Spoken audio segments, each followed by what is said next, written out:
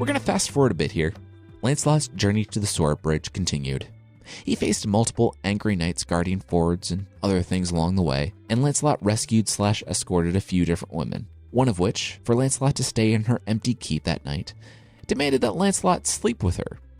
He, being in love with Guinevere and not wanting to strike something up with a woman who might fall so deeply in love with him that she never leaves his side, his words, obeyed the letter of the agreement, but not really the spirit, by actually sleeping next to her. And nothing else, much to her obvious frustration. Later on, a guy that she did not want to marry, but who really wished to marry her without her enthusiasm or consent, tried to abduct her, but Lancelot scared him off, leading to the knight and his dad following Lancelot to see how tough he was, and if they could fight him, and very honorably force this girl into marriage.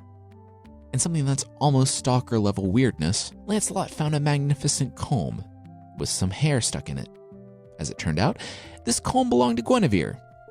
Lancelot gave the ivory comb to the woman, but kept the hair, which he rubbed on his face and smelled way, way too much. Really, once is kind of too much.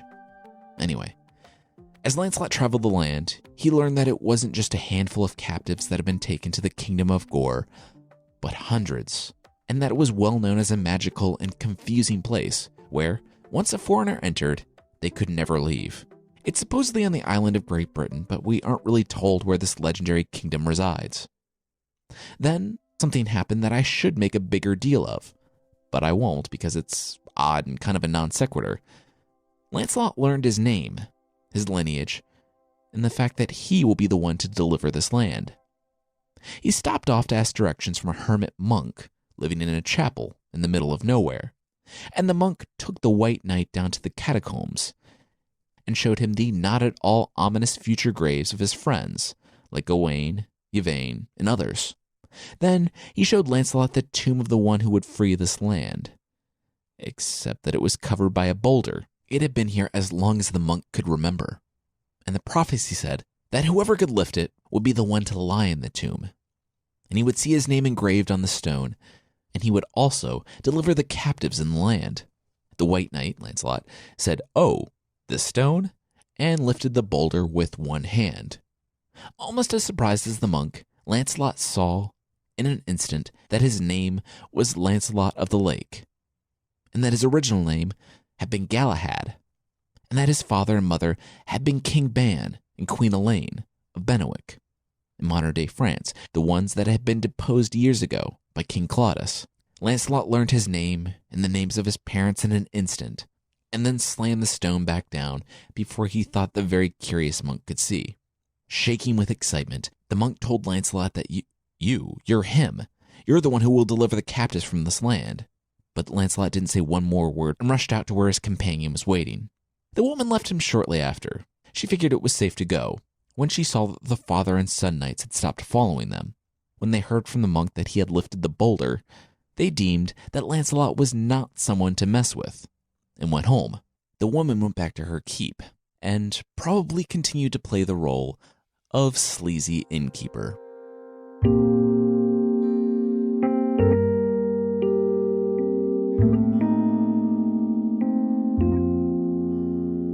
Back at Camelot, Arthur smiled when he saw his wizard advisor, Merlin, enter the throne room. Arthur was worried about his wife, but he was happy to see Merlin. He thought that the world was a better place with Merlin in it. Merlin's power, the things he knew and the future he could see, comforted Arthur. Sure, he sometimes asked terrible things of the king, but only when they were necessary. Arthur knew that as long as Merlin was in his kingdom, things could never get too bad. "I'm going," Merlin said to him. That in itself wasn't news. Merlin came and went throughout Arthur's rule, sometimes just for days, but others weeks, and one time a year. But the look in his eyes, Arthur could see that this time was different. "And," Arthur said, "and this time I will not be coming back." Arthur shook his head. He didn't understand. Merlin had been with him his entire life. The wizard had even aided in his conception, but not in that way. Arthur felt tears welling in his eyes. There were a few moments in his life where he could feel the significance weighing on him. There was the time he drew the sword from the stone, the time when he accidentally committed incest and conceived Mordred, the time when he first sat at the Round Table, when he defeated the Western Roman Emperor who absolutely existed, and now this. Arthur had been king for what was going on 2 decades, but Merlin had been advising kings for nearly 3 times that long. The British Isles looked the way they did, and Arthur had a kingdom because of Merlin. And now Merlin was going away? What would Arthur do now? I've always seen Merlin as more of a tough love type of wizard, like Gandalf to Arthur's mischievous hobbit. Maybe he thought that Arthur was a mostly honorable and strong king, and that he had the strength to face what would happen. Maybe he knew that Arthur couldn't learn any more from Merlin, and that the destruction that was coming his way would happen regardless of the wizard's intervention or planning. Maybe Merlin loved Arthur like a son, and it was too difficult to say anything of substance. "Yes," Merlin said, "this is the last time. Farewell. I commend you to God." With that, Merlin left Arthur's presence in Camelot for the last time. He didn't immediately go to Brittany. He still had a few days before the year was up, and he had one last person to say goodbye to. Throughout his many years on Earth, Merlin returned from time to time to Blaise. Way back in episode 6b, Blaise was the name of the priest who baptized Merlin when he was born, saving him from turning completely into a demon. Blaise raised him for God, and he was like a father to Merlin, protecting Merlin and his mother from the not-so-progressive crowds who would have burned Merlin's mother for the slight spiritual infraction of having a child out of wedlock with a demon. Merlin stopped by every so often and talked candidly with his old mentor, who had to be pushing 90 at this point. Merlin told his old mentor where he was going and what he was doing, how, for love, he was leaving Britain and all of his power and influence behind. He was going to go see about a girl. Blaise told Merlin not to go, that he could do so much more for God here. But Merlin wouldn't hear it. He had already devoted so much of his life to others. Now, he was going to follow his heart. Because at 60, he might not get another chance. Blaise took down the details of Merlin's life one last time, and the wizard hugged the old monk, who had saved his life and been like a father to him. And he left. The sun setting on his right, Merlin could see the cliffs overlooking the channel now. He could smell the sea air, hear the gulls. He felt 20 years younger, leaving the burdens of Britain behind him. He breathed deeply. Somewhere beyond the waters, Vivian would be waiting for him. Tomorrow, he would meet her by the Broceliad forest and begin his new life.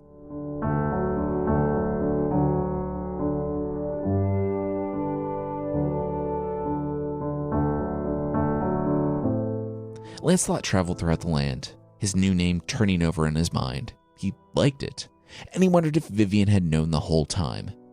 He fought more knights in battles, and things got more and more dangerous the closer he got to Gore.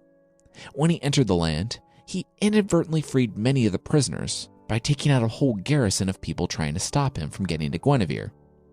The woman he loved in front of him, and the din of battle from the freed captives behind him, he was an unstoppable force. Then he saw the bridge. The castle stood before him, on an island rising from the sea. Lancelot looked out from the jagged cliff that, other than the 50-foot chasm, was completely level with the island. The sea around the cliffs at the base was choppy and dangerous. Lancelot could see the archers stationed all along the cliffs. To approach in a boat would mean instant death. He knew that this was the castle of King Badmagu. This was where they were holding Guinevere. And there were only 2 ways: the still inaccurately named underwater bridge and the sword bridge right before him. Spanning the 50-foot gap was a single sword, with the hilt on Lancelot's side and the point on the side of the castle. Lancelot's heart beat quickly. He knew what he must do. He had to cross the sword bridge. The waves roared below, and Lancelot took off one of his gauntlets and felt the sword. It was a little slick, but it looked well made. He looked at the massive towers and down at the sword bridge. It was the width of a normal sword, but 50 feet long, and laid flat across the chasm. Crossing it would be like going across one very dangerous balance beam. He took a deep breath He knew that if he ever wanted to see Guinevere again and be able to return to Camelot with honor, he would need to cross the sword bridge. Lancelot took off his sabatons, the armor covering the foot, his boots, his other gauntlet, and his gloves, so it was just his bare feet and his bare hands. He left them on the ground. If he was going to make it, he needed to be able to feel his way across. If he cut his hands and feet, he would probably survive. If he slipped and fell because of his bulky armor, though, he looked down at the jagged rocks jutting from the sea. Well, if he slipped, that would be it. He put one foot on the sword. It was cold and slick, but he thought he had a grip on it. He put another foot out, and then he heard them. On the other side of the sword, chained and hungry, were two lions, both within a claw swipe of a person, if that person made it across. They were snarling, their mouths were dripping with saliva, and they were watching Lancelot waver on the flat edge of the sword. Lancelot was balanced on the cold sword, barefoot, with the wind whipping him. He gulped and took another step toward the castle. The wind pushed him violently. Lancelot struggled to maintain his balance. He put one bare foot in front of the other, feeling gingerly for each step. Just barely over the sound of the freezing water hitting the rocks below, he heard a gasp from the tower above him. His eyes went to the source of the sound, and he saw her. She was alive. She was here. It was Guinevere. She was standing with some older man, watching him. Even from this distance, he could see the fear in her eyes. She was scared for him. She cared for him. He clenched his jaw. He could do this. Except that while he was focused on her, he wasn't focused on his footing or bouncing against the wind. A strong gust came by and pushed Lancelot out into the chasm between the cliffs. He lunged with his right hand at the last moment and caught the sword. But he caught the sword, and it sliced into his hand. He hung there, on the edge of the sword bridge, only halfway across, with the sharp rocks below and the lions on the other side. If he did make it, the sword was cutting into his hand, but he had to grip the edge with all that he could. And as Lancelot was rocked back and forth by the wind, with blood streaming down his arm, his hand was starting to slip.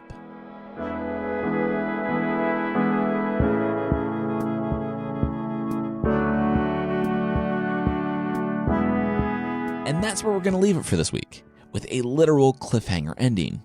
Next week, we'll finish this first story of Lancelot and see how everything ends up between Merlin and Vivienne.